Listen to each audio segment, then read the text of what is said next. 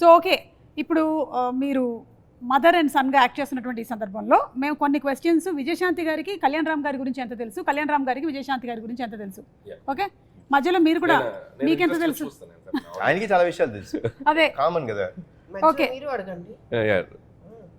కళ్యాణ్ రామ్ గారు, విజయశాంతి గారికి తను యాజ్ అ పొలిటీషియన్ ఎక్కువ ఇష్టమా, యాజ్ అన్ యాక్ట్రెస్ ఎక్కువ ఇష్టమా?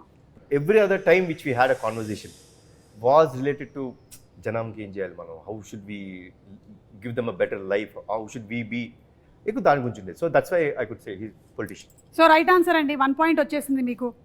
విజయశాంతి గారు, ఒకవేళ కనుక కళ్యాణ్ రామ్ గారు యాక్టర్ కాకపోయి ఉండుంటే ఏమై ఉండేవాళ్ళు? యాక్టర్ కాకపోయి ఉంటే ఏమైపోయేవారు? I think businessman. Somewhere Kalyan Ram garu right. నేను ప్రొడ్యూసర్ అనుకుంటున్నా.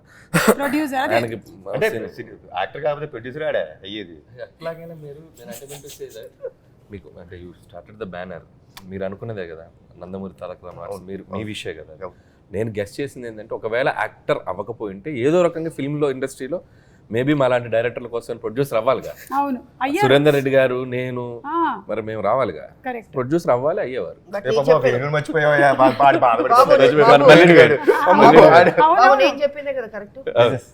Business man.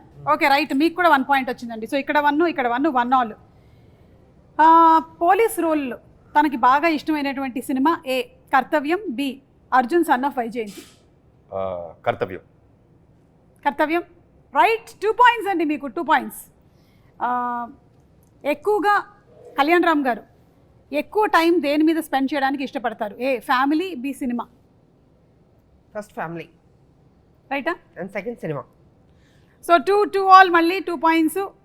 విజయశాంతి గారికి ఇష్టమైనటువంటి ఫుడ్ ఏ వెజ్జా, బి నాన్ వెజ్జా? ఆవిడకి చేపల కూర చాలా ఇష్టం అండి. నా ప్రామిస్ ఒకటి ఉండిపోయింది, ఎందుకంటే మా అత్తమ్మ అద్భుతమైన చేపల కూర చేస్తారు, కొరమేను అది, ఆవిడకి అది పంపించాలి. సో నా గెస్ అయితే చేపల కూర చాలా ఇష్టం. సో ఇది రైట్ ఆన్సరు, మీకు 3 పాయింట్స్ వచ్చాయి. అలాగే ఇటు అండి, కళ్యాణ్ రామ్ గారికి ఇష్టమైనటువంటి ఫుడ్ ఏంటి? ఏ వెజ్జా, బి నాన్ వెజ్జా? నేను ఎక్కువసేపు డైటే చూసాను ఆయన. నేను అవునా? చాలా డైట్, చాలా తక్కువ తినడం. ఆ డైట్ ఫుడ్ లో కూడా ఏదంటారు, వెజ్జా నాన్ వెజ్జా? నాన్ వెజ్ ఉంటుంది. నాన్ వెజ్ ఉంటుంది, ఇది రైట్ ఆన్సరా? ఓకే, సో మీరు ఫస్ట్ అడిగారే ప్రోటీన్ గురించి, అది నాన్ వెజ్. సో 3 ఆల్ వచ్చిందండి. విజయశాంతి గారికి ఎలా పిలిపించుకోవాలి అంటే ఇష్టం? ఏ లేడీ అమితాబ్, బి విజయశాంతి. నా వరకు వస్తే ఆవిడకి అమ్మ అని నా నుంచి మాత్రం అమ్మ అని పిలిపించుకుంటాం అనేది నాకు ఇష్టం. Because it comes truly from my heart, nothing that ఏదో సినిమా కోసం అనేది కాదు. బట్ ఐ థింక్ విజయశాంతి అనేదండి, without Vijayashanti there is no lady Amitabh. Vijayashanti garu right. Okay, 1 more point in your kitty అండి. ఎలాంటి మనుషులకి కళ్యాణ్ రామ్ గారు దూరంగా ఉండాలనుకుంటారు? ఏ ఎక్కువగా చిరాకు పడే వాళ్ళకి, బి తక్కువగా మాట్లాడే వారికి. దూరంగా ఉండాలనుకుంటారు, ఎక్కువ మాట్లాడే వాళ్ళకి దూరంగా ఉండాలి. కానీ ఇక్కడ ఎక్కువ మాట్లాడే వాళ్ళకి లేదు, తక్కువ మాట్లాడే వాళ్ళకని ఉంది. లేదు లేదు, ఓకే, ఎక్కువగా చిరాకు పడే వాళ్ళకి. ఎవరికి చిరాకు పడుతుంది? ఎక్కువ మాట్లాడి ఓవర్ యాక్టింగ్ చేస్తే చిరాకు పడుతుంది. అవును, అలాంటి వాళ్ళు ఎవరైనా మీ సెట్లో కనబడ్డారండి? కనబడలేదా? ఓకే, సో అలాగే మళ్ళీ మీకు ఇంకో పాయింట్ వచ్చేసింది, ఇది రైట్ ఆన్సరే కదా. మొహమాటం విజయశాంతి గారికి ఏ విషయంలో ఎక్కువ? తినేటప్పుడు లేదా కొత్త మనుషుల్ని కలిసినప్పుడు? మొహమాటం లేదండి అమ్మకి అస్సలు. చాలా ఏదైనా ఏ క్వశ్చన్ క్యాన్సిల్ అయ్యా, క్వశ్చన్ క్యాన్సిల్. కథ వినేటప్పుడు అంటే చెప్పాము, కథ వినేటప్పుడు కరెక్ట్, కథ వినేటప్పుడు ఆ మొహమాటంలో అలా మొహమాటంలో 2 ప్రాజెక్ట్స్ వచ్చినాయి. ఒకడేమో లైఫ్, ఇన్వేమో స్వాతి ముత్యాలు కమలాసన్. ఓకే, కళ్యాణ్ రామ్ గారు దేనికి దూరంగా ఉంటారు? ఏ పాలిటిక్స్, బి రూమర్స్. సినిమాకి దగ్గరగా ఉంటారు, మిగతా దూరంగా ఉంటారు. కళ్యాణ్ రామ్ గారు రెండింటికి దూరంగా ఉంటాను. అంటే రూమర్స్ పుట్టడం మనం ఏం చేయగలుగుతాం, మన చేతిలో ఉందా? అవును, అంటే కనీసం రూమర్స్ వినడం. ఆవిడ అడిగిన దాంట్లో చాలా డెప్త్ ఉంది. రూమర్స్ అంటే రూమర్స్ క్రియేట్ చేసేంత అంత ఆలోచన అసలు రూమర్సే ఉండదు అసలు, దానికి అసలు దరిదాపు దగ్గరలో కూడా ఉండదు అసలు. ఓకే, ఆ మంచి బాలుడు ఆయన. కళ్యాణ్ రామ్ గారిని, ఆయన వర్కింగ్ స్టైల్ ని మీ జనరేషన్ హీరోస్ తో పోలిస్తే ఎవరితో పోలిస్తారు? నేను ఎన్టీ రామారావు గారు.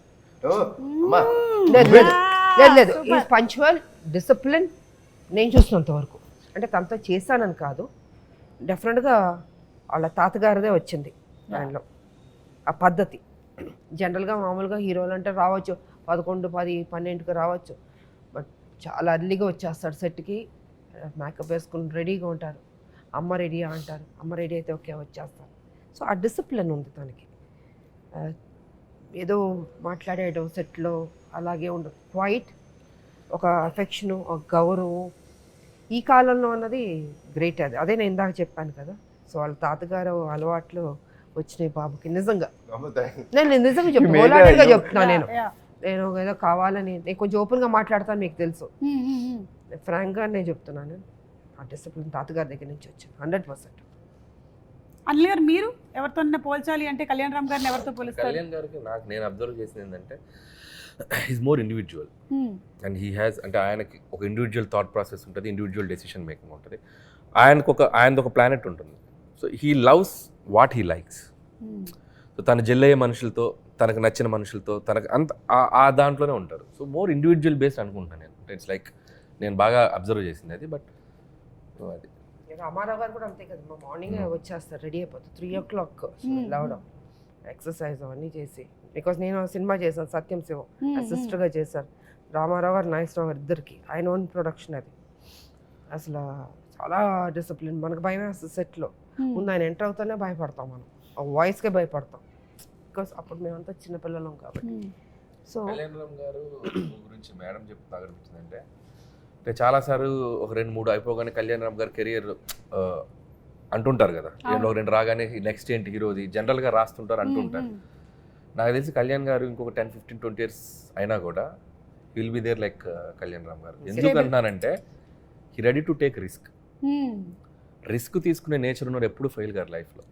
ఒక బాల్ కాబట్టి ఒక బాల్ 6 వెళ్తుంది out of the park. So definitely is going to be rule. ఇక్కడ టాలీవుడ్లో ఉంటారు, ఎప్పటికీ ఉంటారు.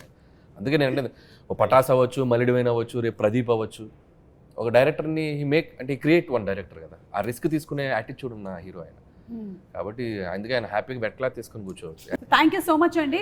మనం త్వరలోనే April 18th కలుసుకోబోతున్నాము ఇన్ థియేటర్స్. ఎనీథింగ్ ఎక్స్క్లూజివ్గా మీరు చెప్పాలనుకుంటున్నారా ప్రేక్షకులకి?